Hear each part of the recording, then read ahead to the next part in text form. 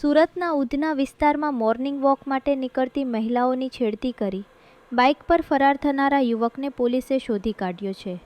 યુવક બાઇકની number plate પર કાળો કલર કરી ઓળખ છુપાવતો હતો.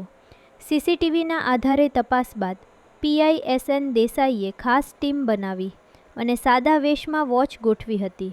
મહિલાને ટાર્ગેટ કરવાનો પ્રયાસ કરતી વેળાએ પોલીસે ફિલ્મી ઢબે પીછો કરી યુવકને દબોચી લીધો.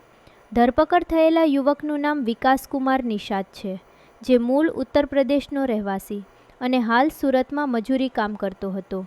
પોલીસે ક્રાઇમ રિકન્સ્ટ્રક્શન પણ કરાવ્યું, જેમાં મહિલા પોલીસ કર્મચારીઓએ કડક કાર્યવાહી કરી.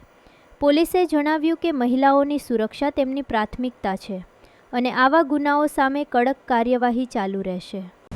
ઉધના પોલીસ સ્ટેશન વિસ્તારમાં ઉધના પોલીસને એક ખાનગી ફરિયાદ મળેલી હતી કે કોઈ અજાણ્યા માણસ દ્વારા સવારના સમયમાં જે મહિલાઓ મોર્નિંગ વોક કરવા માટે નીકળે છે તો કોઈ યુવાન દ્વારા મહિલાઓની છેડતી કરવામાં આવી રહી છે તેવી ખાનગી ફરિયાદના આધારે પોલીસે વોચ ગોઠવેલી હતી અને છેલ્લા 3 દિવસથી પોલીસ વોચમાં બેઠી. તે દરમિયાન સીસીટીવી એનાલિસિસ અને ખાનગી માહિતી દ્વારા આરોપી આઈડેન્ટિફાઈ કરીને આરોપીને પકડી લેવામાં આવેલો છે.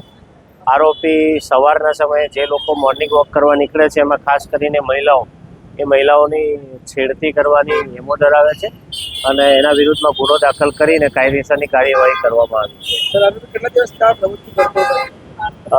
પોલીસના તપાસ દરમિયાન એવું ધ્યાનમાં આવ્યું છે કે આરોપી છેલ્લા 10 દિવસથી આ ટાઈપનું કૃત્ય કરતો હતો અને પોલીસને જે માહિતી મળી છે એ આધારે એનાલિસિસ કરી આઈડેન્ટિફાઈ કરીને આરોપીને પકડી લેવામાં આવ્યો છે.